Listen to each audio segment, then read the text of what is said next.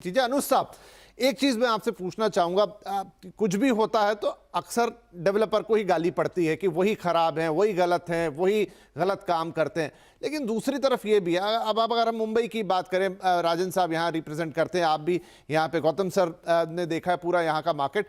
तो यहाँ पर एक अप्रूवल कॉस्ट नाम की चीज होती है कि भाई मैं तो, कोई अगर अपना रेट बताता है पर स्क्वायर फीट बिल्डर की मैं 3,500 में बेच रहा हूं, तो कहता है 500 रुपए इसमें मेरी अप्रूवल कॉस्ट है। यानी कि वो पैसा जो उसको अपने अप्रूवल्स के लिए देना पड़ता है, वो चाहे अंडर द टेबल हो या जो भी हो। तो आप क्या ये मानेंगे कि आज भी बिल्डर्स के लिए भी कई जगह वो जो करप्शन है, जिसकी बात सुप्रीम कोर्ट भी करता है इस पूरे फैसले में, हालांकि वो बोलता है एक नेक्सस के तौर पे बोलता है बिल्डर और अथॉरिटी के, लेकिन वो करप्शन है जो मजबूर करता है इस तरह की प्रैक्टिसेस के लिए, वो अभी भी नहीं निकला है। रेरा ने आके बिल्डर्स की प्रैक्टिस को करेक्ट किया है, लेकिन जो अथॉरिटीज है, जो अप्रूवल जहां से दे रही हैं, जो सरकारी टेबलें हैं, वहां पे हाल आज भी खराब है।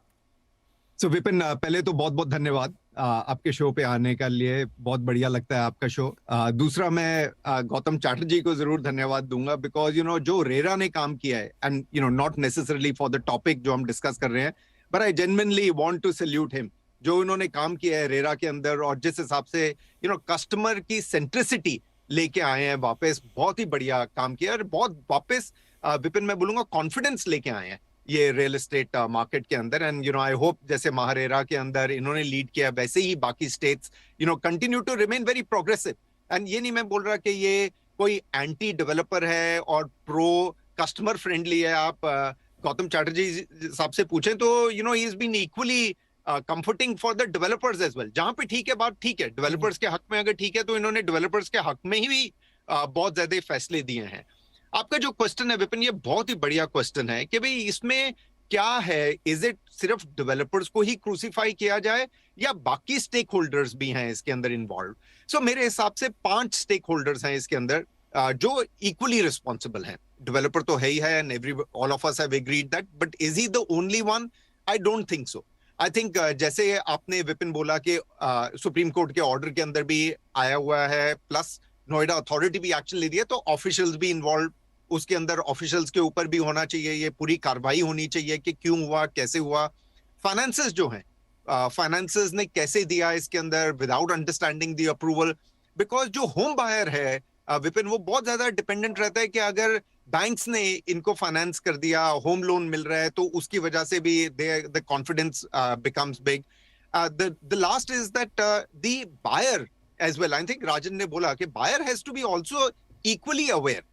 The legal fraternity, who did the due diligence, जिन्होंने ड्यू डिलिजेंस करी, क्योंकि हर बायर अपने अपने लॉयर को लेके आता है, ड्यू डिलिजेंस करवाता है, पूरा टाइटल चेक करवाता है। तो ये गलत बात होगी कि सिर्फ डेवलपर को ही हम बोलें कि भाई यही सिर्फ खराब है। मेरे हिसाब से सारे स्टेक होल्डर्स हैं इसके अंदर, चाहे वो बायर है, चाहे बायर का जो रिप्रेजेंटेटिव था, लीगल काउंसिल, चाहे फाइनेंसर्स हैं, और चाहे गवर्नमेंट के ऑफिशियल्स हैं। ये सारे ही इसके अंदर एज स्टेक होल्डर्स ब्लेम के लिए आते हैं। एंड जब अगर इसको करेक्ट करेंगे हम आगे जाके, तो ये सारों को ही एड्रेस करना पड़ेगा। सिर्फ एक कम्युनिटी को बोलना कि आपसे हम एड्रेस करवाएंगे ये सारी चीजें, तो आई डोंट थिंक सो। ये बार बार रिपीट होएगा अगर सिर्फ एक ही स्टेक होल्डर को आप पकड़ के बोलेंगे कि आप ये ठीक करिए। जी, तो राजन सर, इसमें बड़ा इंपॉर्टेंट रोल हो जाता है जो एसोसिएशन से, आपके जैसे, नेरेडको जैसे, कि वो एक इकोसिस्टम को बनाने में आगे बढ़े। देखिए, गवर्नमेंट अथॉरिटीज अपनी तरीके से काम करती हैं, रेरा आ चुका है, लेकिन किसी स्टेट में अलग पोजीशन है उसकी, किसी स्टेट में अलग पोजीशन है।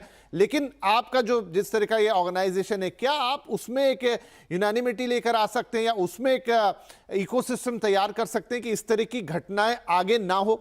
मैं गौतम चटर्जी सर का भी शुक्रिया करना चाहता हूं, क्योंकि महाराष्ट्र में, महारेरा में उन्होंने कंसिलिएशन फोरम बनाया। तो कंसिलिएशन फोरम बनाने से क्या होता है कि कंज्यूमर और डेवलपर के बीच में जो गैप था, मैं हकीकत में बताता हूं कि डेवलपर में हम क्या चूकते, हम आज जो बायर है, बायर को जो इंपॉर्टेंस देना चाहिए या उसको जो कंफर्ट देना चाहिए, उसमें कहीं ना कहीं हम कम पड़ रहे हैं। हालांकि उसमें थोड़े बहुत जो ब्रोकर ऑर्गेनाइजेशन है, ब्रोकर ऑर्गेनाइजेशन भी है आज। पहले जमाने पे मैं और एक चीज कहना चाहूंगा, स्पेशली डेवलपर को, अपन कमिटमेंट कम करें, ताकि क्या करो, उतना ही कमिट करो जितना अपन ऑनर कर सकते हैं। वरना क्या होता है कि फ्लैट बेचने के लिए हमारे को पता है कि जो भी काफी एजेंसीज आती है, वो बोलते हैं कि ये कमिट करो, वो कमिट करो, तो हम लोग उसके बहकाव में आके कमिट कर जाते हैं और जब एक्चुअल डिलीवर करना है वो नहीं होता है। सेकेंड थिंग जो अनुज सर ने बोला कि आज जो फाइनेंशियल इंस्टीट्यूशन भी जब वो कंस्ट्रक्शन फंडिंग भी कर रही है और होम लोन फंडिंग कर रही है तभी भी देखती है। जी जी बिल्कुल। तो 100% हर आदमी ने देखने के बाद, और ये जो ट्विन टावर हुआ ये सच्ची में एक हकीकत में मैं एज रियल एस्टेट इंडस्ट्री की तरफ से सोचूंगा बैड लक है, लेकिन इससे हम लोगों को काफी कुछ सीखने लेसन टू लर्न।